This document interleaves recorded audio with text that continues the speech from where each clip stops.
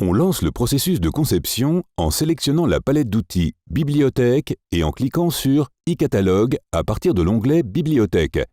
Cela nous permet d'insérer des objets reçus de la bibliothèque de l'utilisateur autorisé, la liste des options des fabricants que vous avez demandé à utiliser, dont on vous aurait autorisé à utiliser via Live Update. D'abord, on cherche le fabricant qu'on veut insérer. On peut aussi chercher le fabricant en entrant son nom, par exemple Démo Consultant. Pour télécharger le contenu, je clique sur le logo. Nos bibliothèques Specify contiennent certains des contenus les plus récents avec des produits européens, américains ou asiatiques, ainsi qu'une bibliothèque spéciale pour créer des objets personnalisés. Une fois que vous avez sélectionné un fabricant, en cliquant sur son logo, vous pouvez modifier la langue en ouvrant le bouton « Drapeau » et en sélectionnant votre langue préférée. Dans cet exemple, on a sélectionné la langue anglais. Comme vous pouvez le voir, le logiciel télécharge le catalogue en anglais au centre de l'écran. Je peux commencer en insérant par exemple « Fabrication inox ». En cliquant sur les différents types de produits, je peux voir leurs sous-catégories « Fabrication modulaire »,« Table standard »,« Placard standard »,« Placard chauffant standard ». Si je veux insérer un placard chauffant standard, je sélectionne l'objet et le logiciel télécharge tous les placards chauffants inclus dans la bibliothèque. On voit qu'ils sont classés en fonction du type de porte et de leur profondeur. On peut effectuer une recherche par description, par modèle, dimension ou en cliquant simplement sur la colonne description. Le logiciel charge également dans cette boîte de spécifications tous les accessoires supplémentaires disponibles pour ce produit.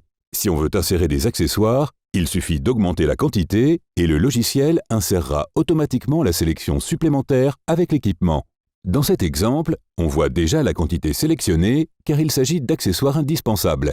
En fonction des exigences du produit, on sélectionne l'accessoire qu'on veut ajouter. Je sélectionne l'accessoire que je trouve, dans ce cas par défaut, et je clique sur le bouton droit de la souris. Je clique ensuite sur « Remplacer l'accessoire dans cette position ». Cette option apparaît automatiquement, dans laquelle je trouve la liste des accessoires interchangeables.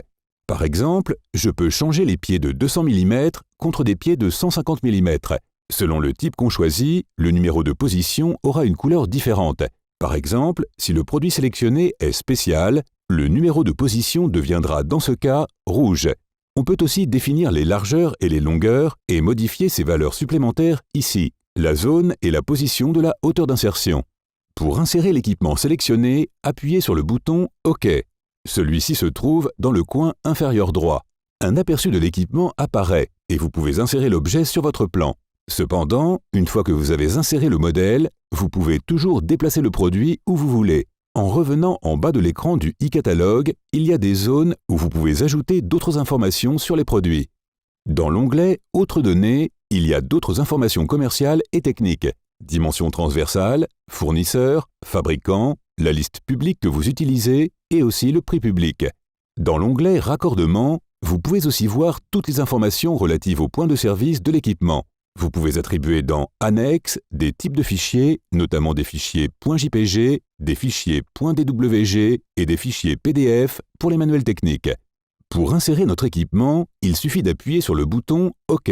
Le logiciel vous donne un aperçu de l'équipement. Si je veux insérer un équipement dans le coin, je n'ai qu'à me déplacer plus près de l'endroit. Comme on a un mur carrelé, ça peut être difficile d'insérer le premier objet de l'équipement. Pour s'assurer que l'objet est correctement aligné, il suffit d'utiliser la touche « Déplacer », de cliquer avec le bouton droit de la souris pour accéder aux paramètres rapides OSNAP et de sélectionner « Intersection » pour identifier l'intersection apparente entre les deux lignes blanches. Une fois que vous avez inséré l'équipement avec un clic, le logiciel demande un second clic pour déterminer l'angle de rotation. Déplacez la souris vers la droite et faites un autre clic. Ma fonction ortho a été activée automatiquement, ce qui signifie que je ne peux la faire pivoter que de 90 degrés. Quand vous avez inséré le premier équipement, continuez l'insertion en sélectionnant « Catalogue équipement ». Retour à la recherche dans les catégories. À gauche de « Accueil », vous pouvez revenir aux étiquettes. Par exemple, si vous voulez insérer une table de travail sur pied, plusieurs options lui sont associées. Si je sélectionne cette table, je peux choisir des objets dans la liste des accessoires. Chaque accessoire a une icône différente. Par exemple, l'étagère du bas a un X car l'étagère du bas est un accessoire fixe. Dans ce cas, le logiciel permet d'insérer l'accessoire fixe sans rien demander à l'utilisateur. Pour insérer ces accessoires, je peux augmenter la quantité en appuyant simplement sur le bouton « Plus » ou en faisant un double clic dessus. L'autre possibilité serait d'insérer un tiroir. Vous pouvez voir que l'icône est différente. Cette double flèche indique que cet accessoire est positionnable, car je peux déplacer sa position de gauche à droite. Je peux l'insérer à nouveau avec un double clic. Mais si je veux, je peux sélectionner l'objet pour qu'il ait des roulettes, indiquées ici par l'icône carrée. Cet accessoire est invisible, car je n'ai pas besoin de voir à l'intérieur de l'objet. L'aperçu n'est donc pas disponible. Double-cliquez pour insérer les objets sélectionnés. Il est important d'insérer l'accessoire, même s'il est représenté comme une pièce invisible. Ce processus est important parce qu'un coût lui est associé, nécessaire au chiffrage. Dans cet exemple, dès qu'on synchronise les objets avec offre, l'objet et les informations sont insérés dans le devis. Je peux insérer le produit avec le bouton OK, comme on l'a fait précédemment. Maintenant, lorsque je me rapproche de l'objet précédent, vous voyez que le nœud apparaît. Le nœud, tel qu'il est désigné dans AutoCAD, est un point de sélection magnétique qui me permet d'insérer l'équipement et qui aide le concepteur à placer les objets à côté du précédent et à les aligner. Ça a été difficile d'insérer le premier produit. J'ai dû activer intersection OSNAP à cause du carrelage appliqué sur les murs. Cependant, une fois que le premier objet a été ajouté, c'est plus simple d'insérer le second, car il suffit d'identifier le point d'ancrage prédéterminé du produit précédent. Pour commencer, il faut sélectionner la souris et cliquer pour le point d'insertion, et cliquer encore pour l'angle de rotation. Comme on a sélectionné certains accessoires, le logiciel me demande automatiquement d'entrer la distance du tiroir. En entrant par exemple 300 et Entrée, la fonction insère le tiroir à 300 mm du point d'insertion souhaité. Vous pouvez voir les deux poignées relatives à l'équipement et à l'accessoire.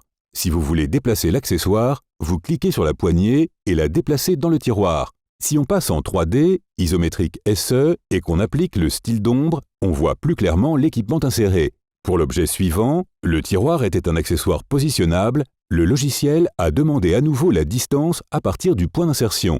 En ce qui concerne l'étagère, il n'a pas demandé d'informations supplémentaires car l'objet était un accessoire fixe.